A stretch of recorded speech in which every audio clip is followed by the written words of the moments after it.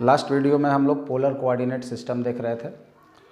Polar coordinate system और rectangular coordinate system का relation भी हम लोगों ने पढ़ रखा है लास्ट वीडियो में, लास्ट क्लास में।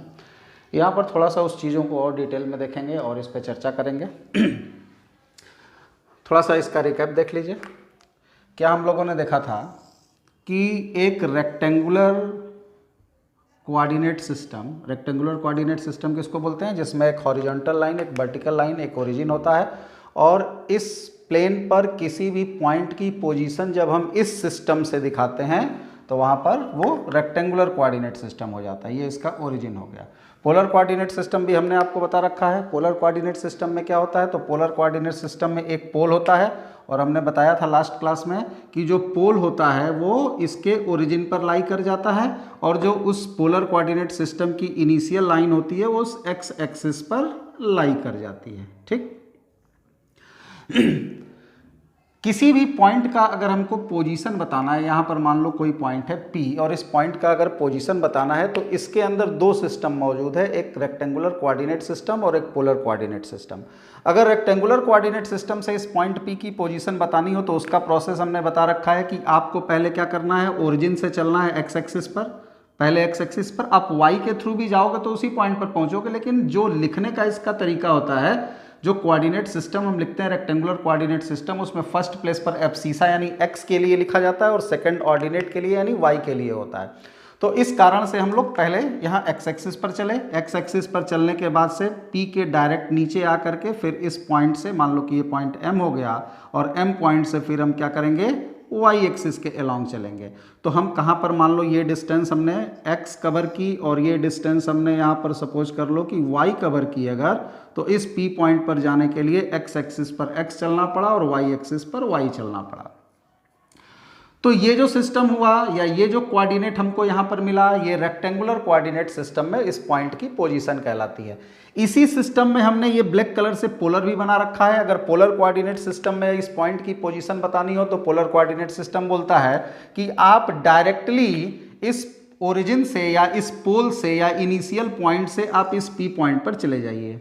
तो डायरेक्ट यहाँ से यहाँ पर चले गए और यहाँ से यहाँ तक जाने के बाद क्या करते हैं कि उस पॉइंट की इस इनिशियल पॉइंट या पोल से डिस्टेंस मेजर कर लेते हैं। मान लो डिस्टेंस कितना है, r, और हमने बताया था कि इनिशियल लाइन से एंटी क्लॉकवाइज डायरेक्शन में ये जो एंगल चलता है, इस एंगल को मेजर कर लेते हैं, मान लो थीटा, और इसी पॉइंट की पोजीशन हम लोग क्या लिख देते हैं, r और थीटा लिख देते हैं। तो ये r थीटा क्या हो गया, इसी P पॉइंट का पोजीशन हो गया, पोजीशन कोऑर्डिनेट हो गया। किस फॉर्म में, तो पोलर कोऑर्डिनेट सिस्टम में। और x y इसी पॉइंट की पोजीशन हो गई रेक्टेंगुलर कोऑर्डिनेट सिस्टम में। बात समझ में आ गई। अब एक्स वाई और आर थीटा ये दोनों एक ही पॉइंट P को इंडिकेट कर रहे थे, तो एक्स वाई और आर थीटा दोनों सिमिलर थे। सिमिलरिटी के लिए भी हमने आपको बताया था तरीका कि दो पॉइंट अगर सिमिलर होते हैं तो उसके कोऑर्डिनेट्स को लिखने का तरीका होता है एक्स वाई, ये तीन लाइन ड्रॉ करते हैं, इसको सिमिलर टू पढ़ा जाता है, X Y similar to R theta. यानी जो पोलर कोऑर्डिनेट सिस्टम में आर थीटा पोजीशन बताएगा, रेक्टेंगुलर कोऑर्डिनेट सिस्टम में वो पोजीशन एक्स वाई बताएगा। ठीक है। तो यहां पर x और y ये दोनों डिस्टेंस को इंडिकेट करता है। यहां पे r थीटा में r डिस्टेंस है और थीटा एंगल है। नाम भी हमने बता रखा है r के लिए, जैसे इसका नाम एब्सिसा और ऑर्डिनेट आप पहले से पढ़ रखे हैं, ऐसे यहां पर इस r का नाम यहां पर रखते हैं हम लोग रेडियस वेक्टर, और इस थीटा को बोला जाता है वेक्टोरियल एंगल।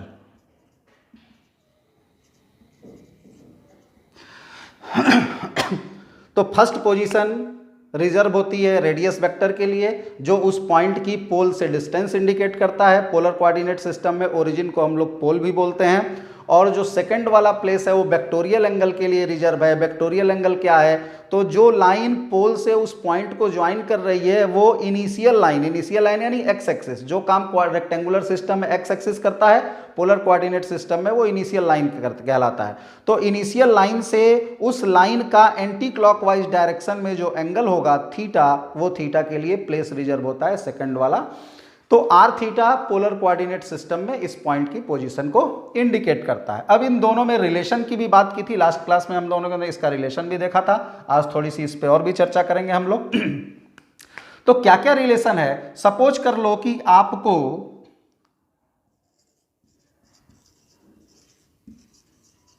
रेक्टेंगुलर सिस्टम दिया हुआ है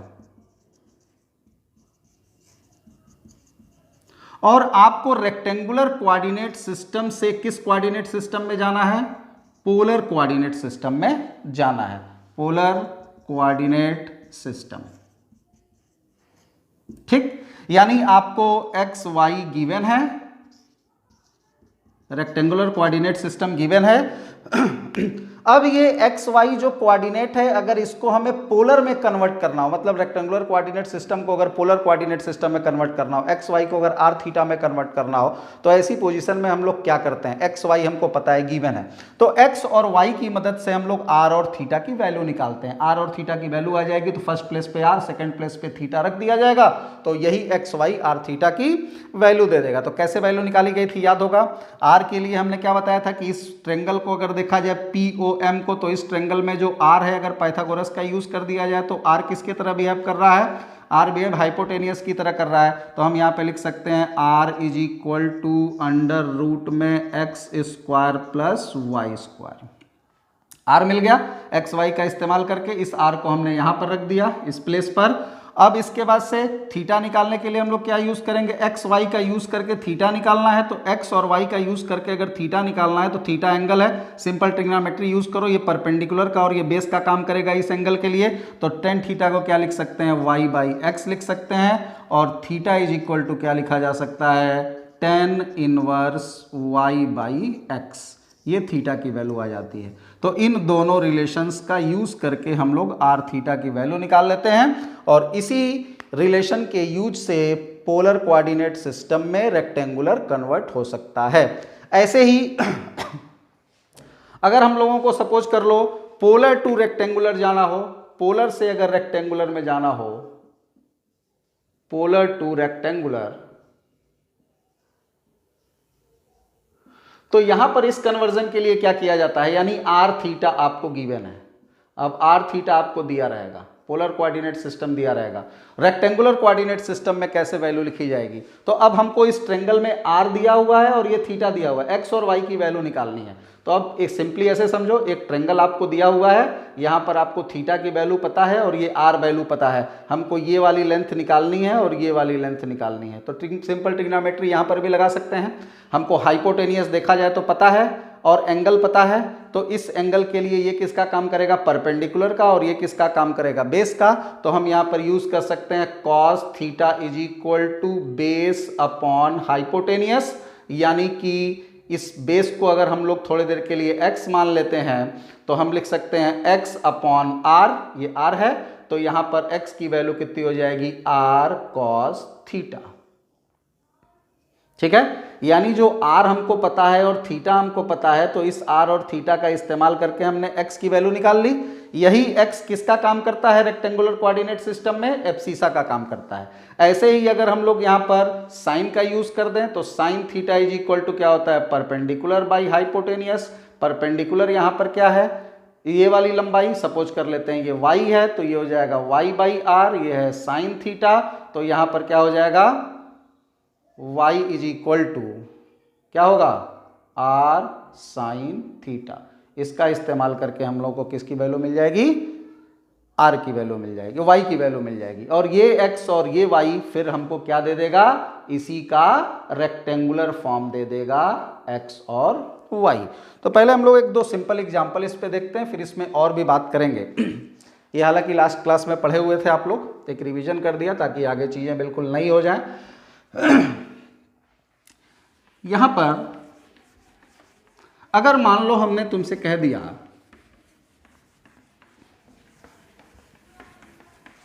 कि एक पॉइंट है 3 और 4,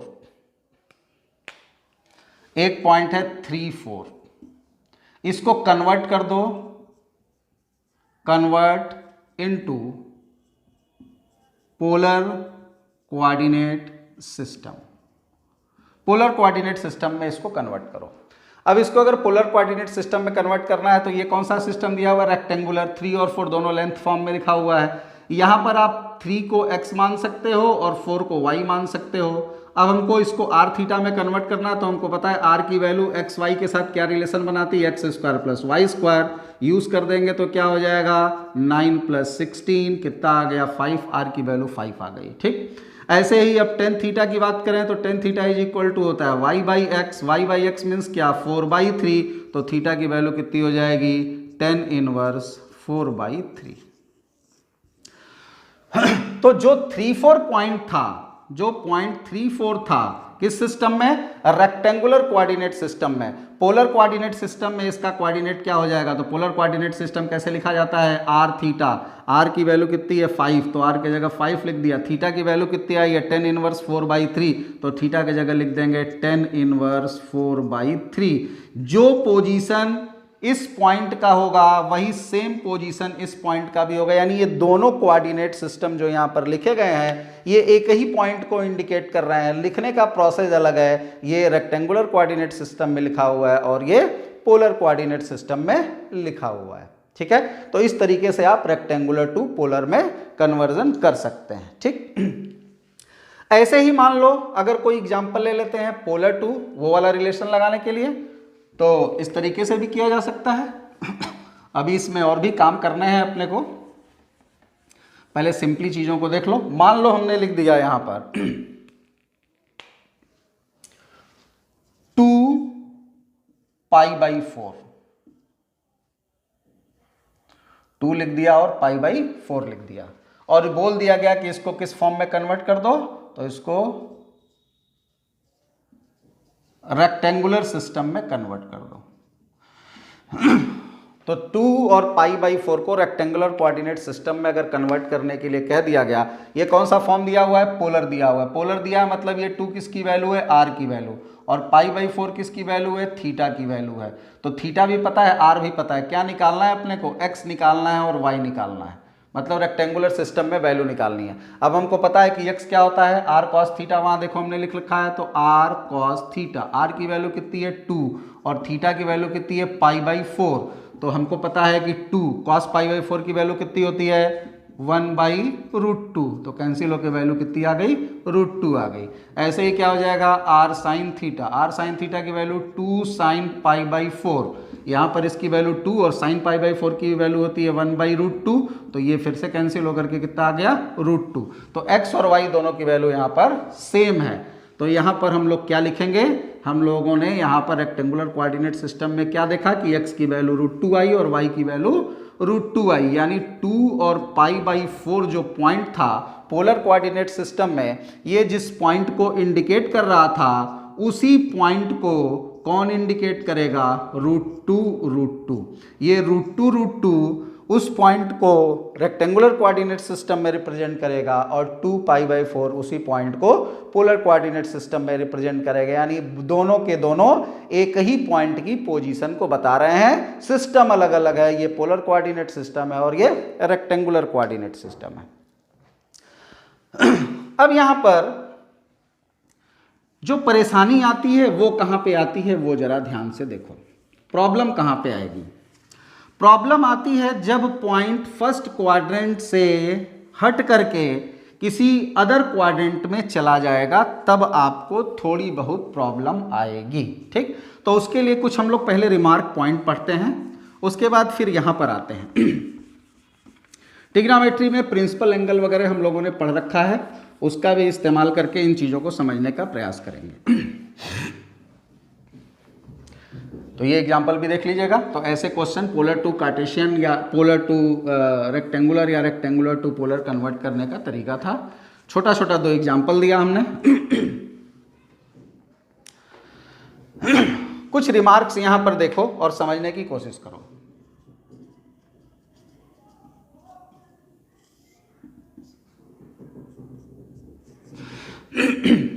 चीज को ध्यान से समझिएगा, यहां इसकी जरूरत अभी आगे पड़ेगी जब पॉइंट अदर क्वाड्रेंट्स में जाने लगेंगे। सपोज कर लो कि तुम्हारे पास एक रेक्टेंगुलर कोऑर्डिनेट सिस्टम बना हुआ है। ठीक है,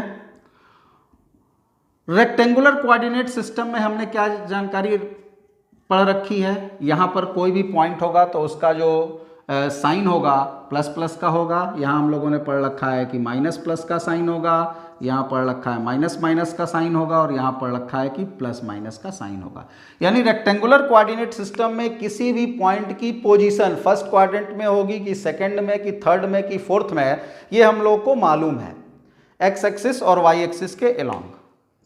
ये हम लोग ऑलरेडी पहले से भी पढ़े हुए हैं, और लास्ट लेक्चर में हमने थोड़ा सा 10th का जो रिवीजन कराया था उसमें भी बता रखा है कि अगर दोनों प्लेस एब्सिसा और ऑर्डिनेट दोनों पॉजिटिव हैं तो वहाँ पर आपका फर्स्ट क्वाड्रेंट में वो पॉइंट चला जाएगा, माइनस प्लस है सेकंड में, minus minus third, plus minus fourth. ठीक, अगर मान लो x की वैल्यू 0 हो जाती है, यानी फर्स्ट प्लेस अगर 0 हो जाता है तो उस कंडीशन में पॉइंट वाई एक्सिस पे लाई करेगा, और अगर मान लो कि सेकंड प्लेस 0 हो जाता है तो उस कंडीशन में पॉइंट एक्स एक्सिस पे लाई करेगा, दोनों 0 हो जाते हैं तो पॉइंट ओरिजिन पे लाई करेगा।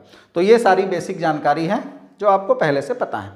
अब यहाँ पर प्रॉब्लम कहाँ आती है, पोलर कोऑर्डिनेट सिस्टम की अगर बात करें तो वहाँ थोड़ी सी आपको प्रॉब्लम आएगी। ठीक है, किस टाइप की प्रॉब्लम, तो थोड़ा सा रिमार्क में हम लोग उन चीज़ों को देखते हैं।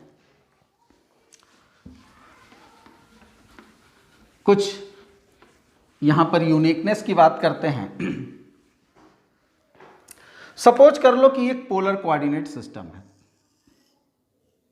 पोलर कोऑर्डिनेट सिस्टम में ये पॉइंट पोल हो गया और ये आपकी इनिशियल लाइन हो गई, यही पोलर कोऑर्डिनेट सिस्टम है।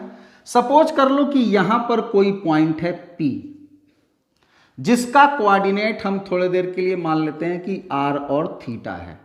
इस पॉइंट P का कोऑर्डिनेट हमने क्या मान लिया, r मान लिया और थीटा मान लिया। ठीक, r थीटा में क्या हो गया कि ये वाली जो पोल से इसको ज्वाइन करने वाली डिस्टेंस है, ये डिस्टेंस r का काम कर रही है, और यहाँ जो ये एंटी क्लॉकवाइज डायरेक्शन में एंगल बन रहा है, ये एंगल थीटा का काम कर रहा है। तो इस पॉइंट की पोजीशन इसीलिए r थीटा थी। अब मान लो कि कोई बंदा इसको यहाँ से पकड़ करके इसको फिक्स कर दे और इसको पकड़ करके ऐसे घुमाए, मूव करे। जैसे मान लो कि सुई, घड़ी की एक तुम घड़ी की कोई सुई ले लो, यहाँ से घड़ी की सुई फिक्स होती है, ये मूविंग वाला पॉइंट है, यहाँ से पकड़ करके तुम घड़ी की सुई को घुमाओ। तो तुम घड़ी की सुई को जब घुमाना शुरू करते हो तो 360 डिग्री, यहाँ से 360 डिग्री रोटेट करने के बाद से पॉइंट फिर यहीं पे आ जाता है। जैसे मान लो कि हम इसको पकड़ें और 360 डिग्री घुमा दें, तो 360 डिग्री घुमाने के बाद से ये P पॉइंट फिर कहाँ आ जाएगा, उसी पोजीशन में आ जाएगा। मतलब इस P पॉइंट को हम ऐसे पकड़ें और घुमाते घुमाते घुमाते घुमाते 360 डिग्री रोटेट करें, और 360 रोटेट करने के बाद से फिर से ला करके मान लो यहीं पे छोड़ दिए। तो फिर यहीं पर अगर छोड़ दिए तो फिर से वो पॉइंट पेंडुलम की तरह घूम करके फिर कहाँ चला आया, P पॉइंट पर ही चला आया। तो P पॉइंट पर अगर चला आया तो बताओ कि अब हुआ क्या। तो अगर हम लोग बेसिकली इस चीज को देखें according to the polar coordinate system, तो हमने ये देखा कि ये जो P पॉइंट था, इसकी यहां पोल से डिस्टेंस तो अभी भी आ रही थी। पोल से डिस्टेंस अभी भी कितनी है, अभी भी डिस्टेंस r है, बट ये एंगल कितना रोटेट किया अगर उसकी बात किया जाए तो थीटा तो रोटेट पहले कर चुका था यहां पे जाने के लिए, और यहां से ये फिर से क्या हुआ, यहां से ये फिर से 360 डिग्री रोटेट कर गया। यानी कि टोटल जो रोटेशन हुआ वो कितना हुआ, थीटा पहले रोटेट हुआ था और 360 फिर रोटेट हुआ, यानी थीटा प्लस 360 डिग्री का रोटेशन हो गया। तो जो पॉइंट P r थीटा था, इस पॉइंट को 360 डिग्री घुमा देने के बाद से इस पॉइंट पे रख दिया, तो डिस्टेंस तो अभी भी r है, बट इसका रोटेशन अगर देखा जाए एंटी क्लॉकवाइज डायरेक्शन में, तो पहले थीटा घुमा था, अब 360 डिग्री और घुमा करके रख दिया, तो r थीटा प्लस 360 आ गया। अब इसको पकड़ करके अगर एक बार और घुमा दें, तो एक बार और अगर इसको पकड़ करके घुमाएंगे, यानी कि ये कितना घूम गया, ये 720 घूम गया। तो अब r थीटा प्लस 720 डिग्री हो गया। ठीक है, यानी कि आप इसको टोटल एक साइकिल चलाते जाओ तो हर बार इस पॉइंट की जो पोजीशन होगी वो कहां पर आ जाएगी, P पर आ जाएगी और कोऑर्डिनेट्स क्या होते जा रहे हैं, चेंज होते जा रहे हैं। लेकिन ये सारे के सारे कोऑर्डिनेट एक ही पॉइंट की पोजीशन को इंडिकेट कर रहे हैं, यानी आर थीटा जिस पॉइंट को इंडिकेट कर रहा है, आर थीटा प्लस 360 भी उसी पॉइंट को इंडिकेट कर रहा है, आर थीटा प्लस 720 भी उसी पॉइंट को इंडिकेट कर रहा है। यानी यहां से हमको एक चीज मिला, एक रिमार्क पॉइंट मिला कि अगर कभी भी किसी भी पोलर कोऑर्डिनेट सिस्टम के इस आर को फिक्स कर दिया जाए, रेडियस वेक्टर जिसको हम लोग बोल रहे थे, रेडियस वेक्टर अगर फिक्स कर दिया जाए, आर देखो है, और उसके वेक्टोरियल एंगल में 360 या 360 का मल्टीपल ऐड करें, 360 या 2 इंटू 360 या 3 इंटू 360 या 4 इंटू 360, मतलब नंबर ऑफ रोटेशन के साथ मल्टीप्लाई करते जाएं, यानी 360 का मल्टीपल अगर ऐड करें तो ऐसी कंडीशन में पॉइंट की पोजीशन पर कोई फर्क नहीं पड़ेगा। यानी यहां जो पहला रिमार्क था वो यही था कि r theta is same as, position same है इसलिए हम 3 लाइन लिखेंगे, r theta is same as क्या, r theta plus 2n pi, ठीक है, या 2n पाई, आप ट्रिग्नोमेट्री में पढ़े हुए हैं पाई वगैरह के बारे में, या आप ऐसे लिख सकते हो 360n। 360n का मतलब क्या हुआ कि 360 का मल्टीपल, यहां पर n क्या है, यहां पर n की वैल्यू तुम क्या लिख सकते हो, कोई भी इंटीजर ले सकते हो। इंटीजर क्यों कर दिया, 0 लिख दोगे तो भी कोई फर्क नहीं पड़ा, 1 लिख सकते हो, 2 लिख सकते हो, 3 लिख सकते हो, और उल्टा भी घुमा सकते हो, ठीक है। या फिलहाल तुम यहां पर नेचुरल नंबर लेके चलो, फिर उसके बारे में अभी और चर्चा करते हैं। तो यहां पर क्या हो गया तुम्हारा, n क्या है, नंबर है, 1 2 3 4, एक चक्कर के लिए 1, 2 चक्कर के लिए 2, 3 चक्कर के लिए 3। यानी इस रिमार्क से हमको क्या मिला कि किसी भी पोलर कोऑर्डिनेट सिस्टम के वेक्टोरियल एंगल में अगर हम 360 डिग्री या उसका मल्टीपल ऐड कर देते हैं तो पॉइंट की पोजीशन पर किसी तरह का कोई इफेक्ट नहीं पड़ता, मतलब दोनों एक ही पॉइंट को रिप्रेजेंट करते हैं। ये फर्स्ट रिमार्क हो गया, ठीक। यानी मान लो अगर तुमसे कोई बोले कि 2 पाई बाई 4 और 2 9 पाई बाई 4,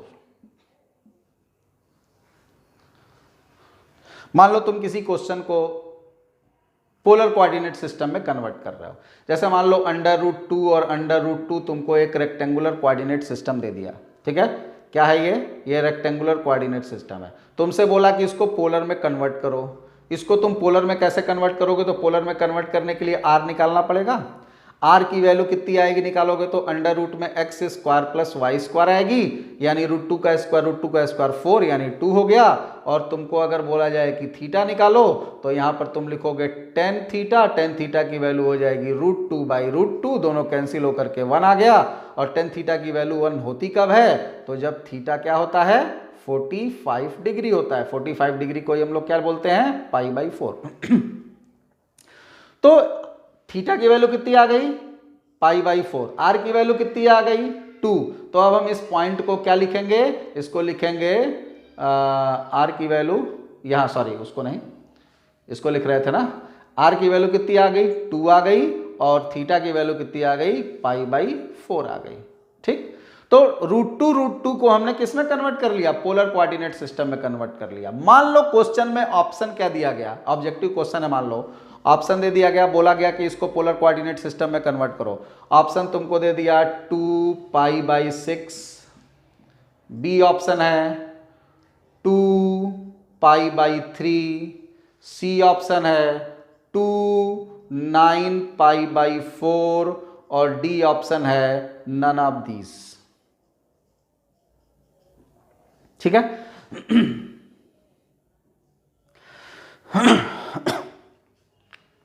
अब बच्चे करते क्या है यहां पर, जल्दी में रेक्टेंगुलर कोऑर्डिनेट सिस्टम, फटाक से आर को वैल्यू 2 निकाला, थीटा की वैल्यू π/4 निकाला। ऑप्शन में देखा यार ये तो बड़ा सिंपल सा क्वेश्चन है, इसमें 2 तो सब में है, π/4 खोजा, यहां भी π/4 नहीं, यहां भी π/4 नहीं, यहां भी π/4 नहीं, इसका मतलब कि ये रहा नन ऑफ दीज। हमारा एक क्वेश्चन सही हो गया, 4 नंबर हमको मिल जाएगा। अब 4 नंबर अगर हमको मिल जाएगा तो भैया ये 4 नंबर मिला नहीं है, आपका 0 नंबर हो गया, 0 भी नंबर नहीं हुआ, -1 हो गया। क्यों -1 हो गया? इसलिए -1 हो गया क्योंकि यहाँ पर जो नन ऑफ दीज है ये गलत ऑप्शन है। आप तो π/4 खोज रहे थे ना, लेकिन ये जो थ्योरम या ये जो रिमार्क हमने पढ़ रखा है, इस रिमार्क से हमको क्या मिला? इस रिमार्क से हमको एक चीज मिली कि जो 2π/4 है वही 29π/4 भी है, यानी इस क्वेश्चन में ये गलत है, ये वाला आंसर ट्रू है। ठीक है भाई, 2π/4 में भी हम उसी पॉइंट पे पहुंचेंगे, 29π/4 में भी उसी पॉइंट पर पहुंचेंगे, तो ये भी तो इसी के कोऑर्डिनेट को रिप्रेजेंट कर रहा है। तो ये छोटी छोटी चीजें आपको ध्यान देनी पड़ेगी, नहीं तो आपका क्वेश्चन गलत हो जाएगा। ये दोनों एक ही पॉइंट को रिप्रेजेंट कर रहे हैं। क्यों? क्योंकि किसी भी पोलर कोऑर्डिनेट सिस्टम में वेक्टोरियल एंगल में 360 या 360 का मल्टीपल आप अगर ऐड करते जाते हो तो वहां पर वो पॉइंट एक ही पॉइंट को रिप्रेजेंट करता है। तो ये और ये दोनों एक ही पॉइंट है। हाँ, आप 2 और π/4 भी बोलोगे वो भी सही है, तो 2π/4 भी सही है और 29π/4 भी सही है। कैसे हो रहा है ये? तो जैसे मान लो कि आपका थीटा आ गया π/4, हमने क्या बोला था कि आप एंगल वेक्टोरियल एंगल में क्या कर सकते हैं? 360 या उसका मल्टीपल, 360 मतलब 2π, तो 2π आप इसमें ऐड कर दो, तो 2π प्लस π/4 अगर ऐड कर दिया तो 8 और 1 9, 9π/4, तो थीटा की वैल्यू 9π/4 आ गई।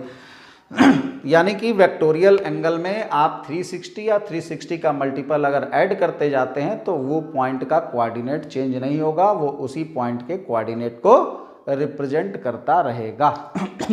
तो इन सब छोटी छोटी चीज़ों को थोड़ा सा ध्यान रखिएगा, इसीलिए हमने यहाँ पर इसको बताया। अब एक और इशू यहां पर आता है, ये तो जनरल एक बात हो गई थी। इसी सिस्टम में एक और भी चीज है, पॉइंट है, थोड़ा सा उसको भी ध्यान में रखो, नोट करने की कोई बहुत जरूरत नहीं है। जैसे मान लो कि अगर आपने पोलर कोऑर्डिनेट सिस्टम में, पोलर कोऑर्डिनेट सिस्टम ही बनाते हैं हम लोग, पोलर कोऑर्डिनेट सिस्टम ही पढ़ रहे हैं, तो पोलर कोऑर्डिनेट सिस्टम में मान लो कि ये पोल हो गया, ये आपकी इनिशियल लाइन हो गई, ये पोल से यहां पर एक पॉइंट P है जिसका कोऑर्डिनेट r और थीटा है। अब अगर मान लो तुमसे बोला गया कि इसको 360 डिग्री नहीं घुमाया, हमने इसको कितना घुमा दिया? 180 डिग्री घुमा दिया। ठीक है, मान लो इसको 360 डिग्री घुमाएंगे तो फिर यहीं पहुंच जाएगा। मान लो हमने इसको 180 डिग्री घुमाया, तो 180 डिग्री घुमाने पर ये यहां पे आ जाएगा, यहां पर पॉइंट आ गया P। 180 डिग्री इसको रोटेट कर दिया, तो ऐसी कंडीशन में ये जो पॉइंट P हुआ इसका कोऑर्डिनेट रूल से अगर देखा जाए तो क्या होगा? यहां से लेकर यहां तक की डिस्टेंस कितनी है? तो r ही है, वो तो चेंज हुआ ना, ये डिस्टेंस r थी तो वही घूम करके यहां आया, तो यहां से पोल से इसकी भी डिस्टेंस r हो गई। एंगल कितना हुआ? तो ये पहले कितना था? मान लो थीटा था, 180 डिग्री और घूम गया, तो इस पॉइंट का कोऑर्डिनेट क्या लिख सकते हैं? r, और क्या लिख सकते हैं? 180 डिग्री प्लस थीटा। ठीक है, 180 डिग्री घुमा तो इस तरीके से इसको लिखा जा सकता है। क्लियर हो गया? यहां पर ये जो लिखने का तरीका है r 180 डिग्री प्लस थीटा, यानी कि अगर r थीटा किसी पॉइंट का पोजीशन है और 180 डिग्री घुमा दिया गया तो ये r और 180 प्लस थीटा इसकी पोजीशन जनरल मेथड से हो गई। लेकिन एक तरीका और है, अगर मान लो किसी पोलर कोऑर्डिनेट सिस्टम में पॉइंट को 180 डिग्री रोटेट कर दिया जाता है तो पोलर कोऑर्डिनेट सिस्टम में क्या फर्क पड़ता है? तो पोलर कोऑर्डिनेट सिस्टम में एक फर्क ये पड़ता है कि r आप निगेटिव भी लिख सकते हैं। जैसे यहाँ P से O से P इस डायरेक्शन में है, वेक्टर फॉर्म में अगर देखो इसको तो इसकी डायरेक्शन इधर है और इसकी डायरेक्शन जस्ट अपोजिट हो गई, तो ये अगर r है तो आप इसको क्या लिख सकते हैं? -r भी लिख सकते हैं वेक्टर की तरीके से। तो ये जो r थीटा है, अगर इसी को हम -r और थीटा लिख दें तो ये किसकी पोजीशन को इंडिकेट करेगा? तो ये इसके पॉइंट की पोजीशन को इंडिकेट करेगा। तो इस पॉइंट की पोजीशन को आप r 180 प्लस थीटा भी लिख सकते हो और -r थीटा भी लिख सकते हो, जस्ट अपोजिट करके। ठीक है, हाँ, फिर अब इसको भी 180 डिग्री रोटेट कर दो, तो फिर इसको भी अगर 180 डिग्री रोटेट कर दोगे तो फिर वो P पॉइंट पर पहुंच जाएगा, तो वो कहाँ हो जाएगा? वो फिर 360 वाला पॉइंट हो गया। तो हम यहाँ पर एक रिमार्क ये बोल सकते हैं कि किसी भी पोलर कोऑर्डिनेट सिस्टम के किसी पॉइंट को पोल के रिस्पेक्ट में अगर 180 डिग्री या odd multiple of 180 degree rotate कर दिया जाए, इवन मल्टीपल नहीं बोलेंगे क्योंकि इवन मल्टीपल बोलेंगे तो फिर 360 वाला पॉइंट हो जाएगा। तो अगर किसी पोलर कोऑर्डिनेट सिस्टम के किसी पॉइंट को पोल के रिस्पेक्ट में 180 डिग्री या 180 डिग्री का ऑड मल्टीपल रोटेट कर दिया जाए तो पॉइंट की पोजीशन में जो रेडियस वेक्टर होता है उसका साइन चेंज कर दिया जाता है, यानी अगर प्लस है तो माइनस कर दिया जाता है और माइनस है तो प्लस कर दिया जाता है। यानी कि अगर polar coordinate system r theta है और वेक्टोरियल एंगल में अगर 180 डिग्री में हम क्या मल्टीप्लाई कर दें, odd multiple, odd multiple 2n+1 form में लिखा जाएगा, ठीक है, इवन मल्टीपल नहीं। इवन मल्टीपल इसलिए नहीं लेंगे क्योंकि 180 डिग्री में किसी इवन नंबर से मल्टीप्लाई, मान लो 2 से मल्टीप्लाई कर दिया तो ये 360 हो गया। और हमने बताया कि अभी वेक्टोरियल एंगल में जब भी हम 360 का मल्टीपल ऐड करते हैं तो इस पर कोई चेंज नहीं आता, इसलिए हम लोग यहाँ पर 180 डिग्री की बात करें तो ऑड मल्टीपल लेंगे। यानी एक बार 180 डिग्री घुमाओ या 3 बार 180 डिग्री घुमाओ या 5 बार 180 डिग्री घुमाओ तब की बात हो रही है। तो ऐसी सिचुएशन में ये जो आपका रेडियस वेक्टर है ये क्या हो जाता है, विल बी निगेटिव, निगेटिव हो जाता है। निगेटिव बोल दो या बोल दो साइन चेंज हो जाता है, साइन चेंज, यानी निगेटिव है तो पॉजिटिव हो जाएगा और पॉजिटिव है तो निगेटिव हो जाएगा। ठीक है, तो यहां हम लोगों ने रिमार्क में दो चीजें पढ़ा, पोलर कोऑर्डिनेट सिस्टम के वेक्टोरियल एंगल में 360 या उसका मल्टीपल ऐड करने पर कोई इफेक्ट नहीं पड़ता, यानी आर थीटा को हम आर थीटा प्लस 360 भी लिख सकते हैं। और अगर हम 180 डिग्री या odd multiple of 180 degree rotate करें तो ऐसी पोजीशन में क्या चेंज होता है, तो रेडियस वेक्टर की साइन चेंज हो जाती है। ठीक, अब हम यहां पर आपको एक चीज बताने जा रहे हैं,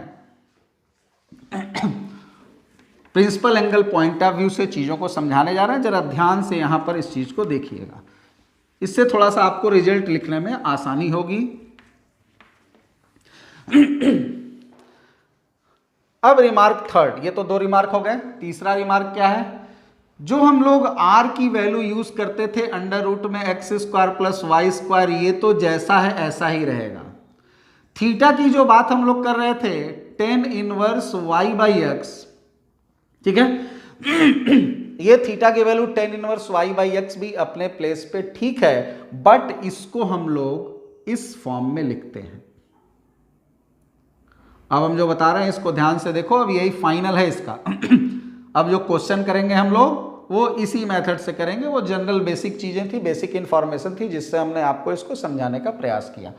तो थीटा को निकालने के लिए क्या किया जाता है, y/x को मॉड में रखा जाता है। अब बोलोगे कि मॉड में क्यों रखे, मॉड में इसलिए रखे हैं क्योंकि x और y जो रेक्टेंगुलर कोऑर्डिनेट सिस्टम है ये रेक्टेंगुलर कोऑर्डिनेट सिस्टम जो आपके हैं ये x और y दोनों पॉजिटिव भी हो सकते हैं, नेगेटिव भी हो सकते हैं, एक नेगेटिव एक पॉजिटिव, एक पॉजिटिव एक नेगेटिव भी हो सकता है, जो डिपेंड करता है कि पॉइंट की पोजीशन क्या है, किस क्वाड्रेंट में है। ठीक, हम लोग यहाँ मॉड लगा लेते हैं ताकि नेगेटिव भी रहेगा तो वो क्या बन जाएगा, पॉजिटिव बन जाएगा। अब इसका फायदा या नुकसान क्या होगा वो देखो। इससे हम लोग करेंगे क्या, इससे हम लोगों को मेहनत कम करनी पड़ेगी। अब बोलोगे मेहनत क्या कम करनी पड़ेगी, तो मेहनत ये कम करनी पड़ेगी कि आपको क्वाड्रेंट पहचानने की जरूरत नहीं पड़ेगी। ठीक है, पोलर कोऑर्डिनेट सिस्टम में कन्वर्ट करते समय कैसे जरूरत नहीं पड़ेगी वो देखो। यहां पर अगर तुम्हारा एक्स वाई दोनों पॉजिटिव है तो ऐसी कंडीशन में थीटा ही आपका वेक्टोरियल एंगल हो जाएगा। कब, जब x भी पॉजिटिव हो और y भी पॉजिटिव हो।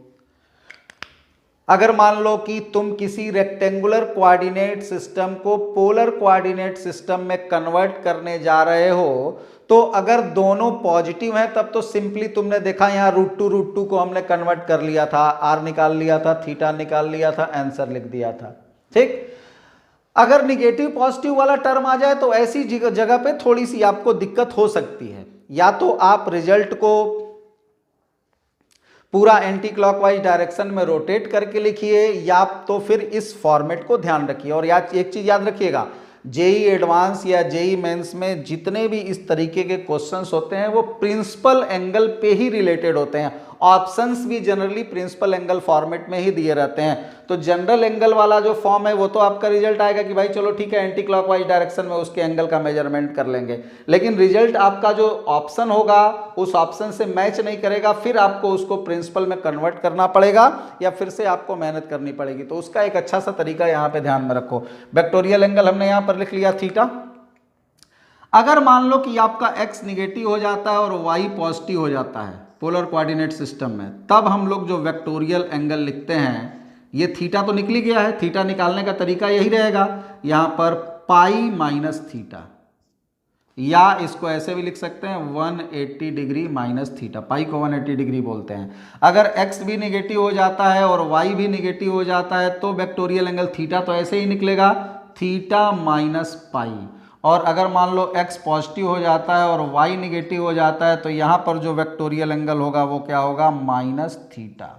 अब बोलोगे कि सर इससे फ़ायदा क्या हुआ? ये चीज़ थोड़ा सा ध्यान रखिएगा, याद रखिए। अभी फिलहाल ट्रिग्नोमेट्री वाला वीडियो देखोगे तो ये चीज़ें और क्लियर हो जाएंगी, वहाँ प्रिंसिपल एंगल हमने समझा रखा है डिटेल में। तो यहाँ पर ये जो वेक्टोरियल एंगल हुआ थीटा, यहाँ पर आया तो पाई माइनस थीटा, यहाँ थीटा माइनस पाई, यहाँ माइनस थीटा। ये जो वेक्टोरियल एंगल लिखने का तरीका है first second third fourth quadrant में, ये वेक्टोरियल एंगल लिखने का जो तरीका है, ये vectorial angle principal angle form में लिखा हुआ है। किस फॉर्म में लिखा हुआ है? प्रिंसिपल एंगल फॉर्म में। जैसे मान लो एग्जाम्पल लेकर के इसको समझते हैं।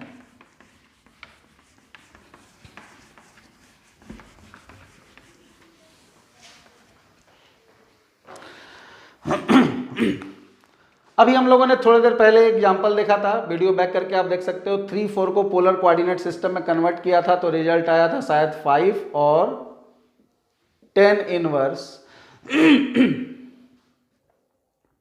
4/3। ठीक है, मान लो कि -3 और 4 हो जाए, पॉइंट क्या हो जाए, -3 और 4 हो जाए, x की वैल्यू -3 y की वैल्यू 4, और अब इसको बोला गया कि पोलर में कन्वर्ट करो। तो अब इसको अगर पोलर में कन्वर्ट करना होगा तो पोलर में कन्वर्ट करने का मतलब क्या हुआ? अब ऐसे समझो कि एक्चुअल में है क्या, यहाँ पर तुम्हारा 3 4 है, यहाँ पर कहीं तुम्हारा क्या होगा, -3 और 4 होगा। ठीक है, तो यहाँ पर 3 4 के लिए ये एंगल कितना है, मान लो थीटा, और ये लेंथ कितनी है r, तो इसका कोऑर्डिनेट हम लोग क्या लिख देंगे, r थीटा लिख देंगे। और यहाँ के लिए अगर देखना होगा तो हमको क्या निकालना पड़ेगा, ये वाला एंगल निकालना पड़ेगा। लंबाई तो अभी भी r होगी, देखो -3 4। अब x के प्लेस पर यहाँ जो फार्मूला है चाहे तो -3 लिखो चाहे 3 लिखो तो स्क्वायर होकर के 9 हो जाएगा। तो r की वैल्यू तो हमेशा 5 आएगी, 3 4 में भी आएगी, -3 -4 में भी वही आएगी, और 3 -4 में भी वही आएगी। इन तीनों सिस्टम में r की वैल्यू तो 5 ही होगी। क्यों? क्योंकि r निकल कैसे रहा है, r निकल रहा है √ में x² + y² से, तो x निगेटिव हो चाहे y निगेटिव हो कोई फर्क पड़ने वाला नहीं है, तो r तो सबका सिमिलर हो जाएगा। अब दिक्कत होगी एंगल की। अब एंगल में तुमको बैठ करके इस वाले एंगल का मेजरमेंट करना पड़ेगा कि आखिर ये एंगल है कितना। -3 और -4 अगर पॉइंट हो गया तो फिर ये वाला अब हमको बैठ करके ये एंगल मेजर करना पड़ेगा। अगर पॉइंट हमारा सपोज कर लो 3 -4 हो जाता है तो ऐसी सिचुएशन में हमको ये वाला एंगल मेजर करना पड़ेगा, तब न जा करके हम इसका कोऑर्डिनेट लिख पाएंगे। तो इतने लेंदी प्रोसेस का एक सिंपल फॉर्मेशन है कि आप हमेशा यही फार्मूला यूज करके थीटा निकाल लो। और मॉड इसलिए लगा दिया क्योंकि ये हर केस में मॉड लग जाएगा तो थीटा की वैल्यू तो सेम ही आएगी। यहां पर भी अगर तुम थीटा निकालोगे तो थीटा क्या होगा तुम्हारा, थीटा इज इक्वल टू हो जाएगा टेन इनवर्स मॉड में y की वैल्यू है 4 और x की वैल्यू है -3। अब चूंकि मॉड लग गया था तो मॉड के अंदर तुम -4/3 लिखो या 4/3 लिखो, कोई फर्क नहीं पड़ने वाला। तो ये टेन इनवर्स 4/3 हो गया, थीटा तो वही आ गया। ठीक, अब अगर मान लो कि यहां पर भी हम थीटा के जगह टेन इनवर्स 4/3 ही लिख देते हैं तो इस पॉइंट और इस पॉइंट में अंतर क्या रह गया, ये तो दोनों एक ही चीज लिखी हुई है, लेकिन ये दोनों अलग अलग चीजें लिखी हुई हैं। तो इसका मतलब कि यहाँ कुछ चेंज है। तो चेंज क्या है, अब यहाँ पर देखेंगे कि ये पॉइंट किस क्वाड्रेंट में लाई कर रहा है। तो ये पॉइंट किस क्वाड्रेंट का पॉइंट है, तो ये सेकंड क्वाड्रेंट का पॉइंट है। और सेकंड क्वाड्रेंट में वेक्टोरियल एंगल हम लोग लिखते कैसे हैं, पाई माइनस थीटा फॉर्म में लिखते हैं। थीटा तो हमने सिंपली निकाल लिया, यहाँ पर लिख देंगे पाई माइनस टेन इनवर्स 4/3। ठीक है, ये क्या हो गया, ये इस -3/4 का पोलर सिस्टम हो गया। अब इसकी अगर बात करें -3 -4, तो -3 -4 को थीटा निकालने जाओगे तो फिर तुम्हारा थीटा यही आएगा। तो फिर अब थीटा की वैल्यू वही तो लिख नहीं सकते हो क्योंकि सेम हो जाएगा। और -3 -4 और 3 4 तो अलग अलग दो पॉइंट हैं। तो यहां पर हम लोग क्या इसकी पोजीशन लिख सकते हैं, तो यहां पर हम लोग ने देखा कि थर्ड क्वाड्रेंट में लिखने का क्या तरीका है, थीटा और -पाई। तो यहां पर लिख देंगे टेन इनवर्स 4/3 -पाई। ये वाला जो पॉइंट है 3 -4 ये किस क्वाड्रेंट में है, फोर्थ क्वाड्रेंट में है। यहां पर भी थीटा की वैल्यू मॉड लगाओगे तो यही सेम आएगी, लेकिन क्वाड्रेंट हमको कौन सा मिला, फोर्थ क्वाड्रेंट का पॉइंट है। तो फोर्थ क्वाड्रेंट में आपका क्या हो जाता है, वेक्टोरियल एंगल -थीटा हो जाता है। तो यहां पे लिख देंगे -10 इनवर्स 4/3। तो ये जो वेक्टोरियल एंगल हमने यहां पर आपको बताया, ये ट्रिग्नोमेट्री में ऑलरेडी काफी कायदे से डिस्कस्ड है। ये जो वेक्टोरियल एंगल लिखने का तरीका है, ये वेक्टोरियल एंगल लिखने का जो तरीका है, ये प्रिंसिपल मेथड कहलाता है। कौन सा मेथड कहलाता है, प्रिंसिपल मेथड। इस तरीके के ही ऑप्शन आपके पास उपलब्ध होंगे एग्जामिनेशन में। ठीक है, आप जब भी एग्जाम वगैरह में देखोगे ऑप्शन जो जेईई के एग्जाम में रहेगा वो पोलर कोऑर्डिनेट सिस्टम के फॉर्म में ही रहेगा। इसलिए आप जनरल के चक्कर में ना पढ़ करके इस तरीके से ही चीजों को निकालने की कोशिश करेंगे। ठीक, एक चीज और यहां पे काम कर सकते थे। देखो ये 3 4 तुमको पता है, ये -3 -4 भी तुमको पता है। तुम देख रहे हो कि ये 3 4 से -3 -4 कैसे मिल रहा है, तो 180 डिग्री रोटेट करने पर। तो तुम सेकंड वाला रिमार्क भी यूज कर सकते हो। सेकंड वाला रिमार्क हम लोगों ने क्या पढ़ा था कि किसी भी पॉइंट को अगर 180 डिग्री रोटेट कर दिया जाएगा किसके रिस्पेक्ट में, ओरिजिन या पोल के रिस्पेक्ट में, तो उसका पॉइंट क्या हो जाता है, तो उसके पॉइंट को हम लोग कैसे लिख सकते हैं, आर शुड बी क्या, निगेटिव। अब ये जैसे थर्ड क्वाड्रेंट का पॉइंट है, तो इस थर्ड क्वाड्रेंट का अगर पॉइंट है तो इसको तुम ऐसे भी लिख सकते थे। फर्स्ट का कोऑर्डिनेट तुमको पता है, 3 4 से -3 -4 कैसे मिल रहा है, 180 डिग्री रोटेशन के बाद। यानी कि 5 और 10 इनवर्स 4/3 से 180 डिग्री की रोटेशन के बाद से क्या मिलेगा, तो -5 और 10 इनवर्स 4/3 मिल जाएगा। ये भी तरीका यूज कर सकते हो। ठीक है, पोलर में हम लोग इन जनरल यही प्रिंसिपल का यूज करेंगे। अब कल भी हमने बताया था कि आपको बहुत ज़्यादा इस पे दिमाग लगाने की आवश्यकता नहीं है, क्योंकि अभी फ़िलहाल आपको जेईई लेवल तक इस कोऑर्डिनेट सिस्टम के बारे में बहुत डिटेल में जाना नहीं है।